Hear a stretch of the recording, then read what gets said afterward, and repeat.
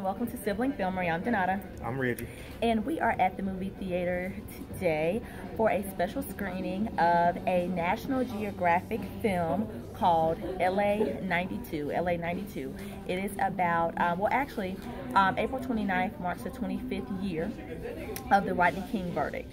And as we all know, after that, it was a lot of rioting from April 29th until May 4th. And this film is a compilation of 1,000 hours of video from just different parts of the city and different things that were going on, all put into one. No one speaks during this film. It's all video and news reporting and other things put together to make LA92. So what did you think about the docufilm?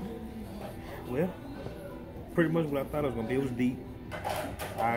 It was very emotional. I barely even made it through the opening credit scene, the opening scene, where they, kind of compared the Watts, how, it started out with the Watts riots. Very deep. It was a lot deeper than I thought it was. I didn't know as much stuff went on.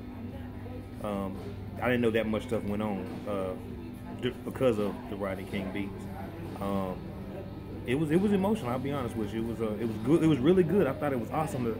The footage that they got. I can't believe they got that footage from the president before he starts his it's like it's not just news. It's not news footage. It's before the news reel starts. So it's actual footage from the time when they're adjusting their tie and putting on their last little bit of makeup. So it's just, you see those moments where, this fool didn't look that kind of serious. Right, cracking jokes and stuff before you're going on. And you're talking about people, at this point, I think there were like 2,300 people that got hurt.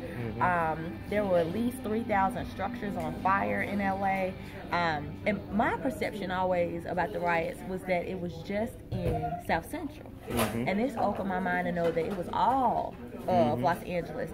And essentially what you had happen between April 29th and May 4th, and really May 3rd, the riots caused the systematic shutdown of the second largest city in the United States. You're talking about they can't even get mail through. There was no grocery. There was no. It was eye-opening because I was 9 when this happened. How old were you? I was 17. You're 17. So you remember a lot.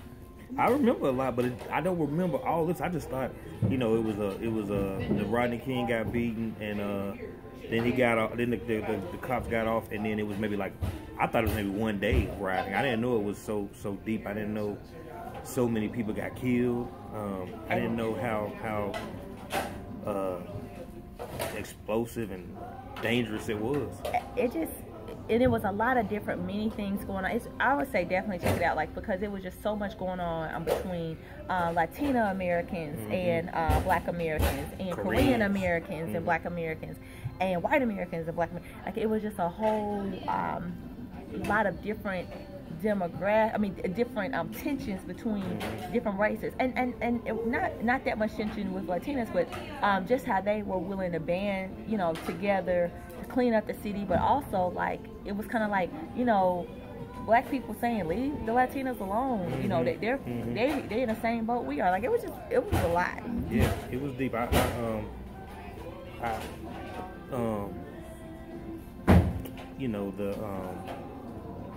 The scenes of people going through suffering and stuff like that.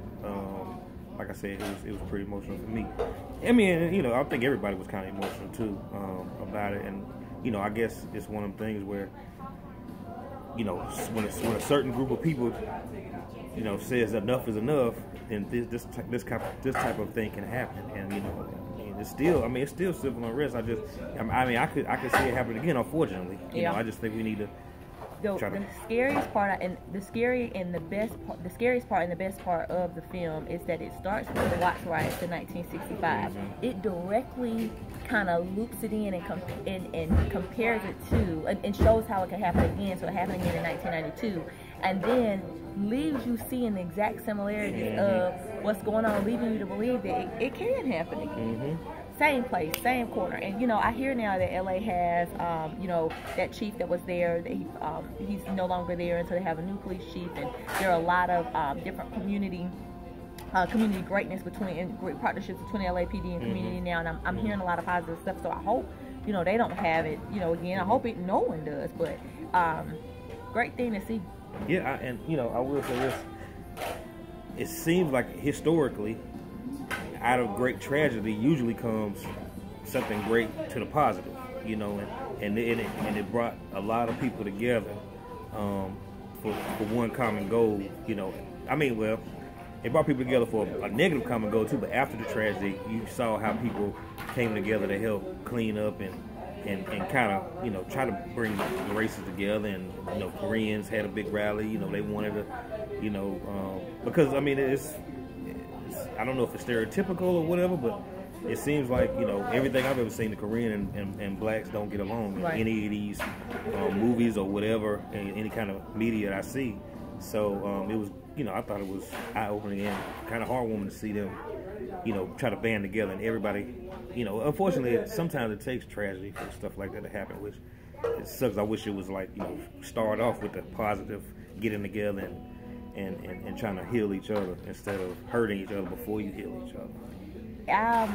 Cinematography wise, greatly put together. I didn't want to get up. I didn't want to move. I mean, it's coming on National Geographic on April the 30th. Yeah, you definitely won't want to move. You're want to sit there and you're captivated by everything that's going on, because especially if you are as old as I was when it happened, or even as old as Reggie, and because of the way the news travels, like everything's social now, so we knew immediately when things were going on in Baltimore, we knew what was going on every second. But back then, I mean, there was it CNN back then? I think it was, yeah. Okay, so there was a 24-hour news circuit. Yeah. But it just wasn't, information wasn't flowing as fast. You were waiting on the next day's headlines versus seeing things pop up on your Twitter feed. And I think that's the reason that I didn't know as much about it as I do now.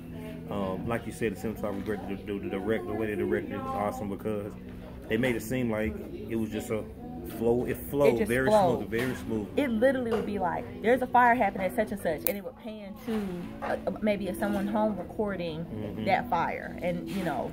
Brilliantly done, man. Brilliantly done. So awesome job. So watch it. You gotta see it. It's LA92. It comes out on April the 30th. That's next Sunday on National Geographic.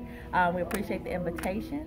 And check out www.siblingfilmery.com for more of our reviews. That's right. Bye.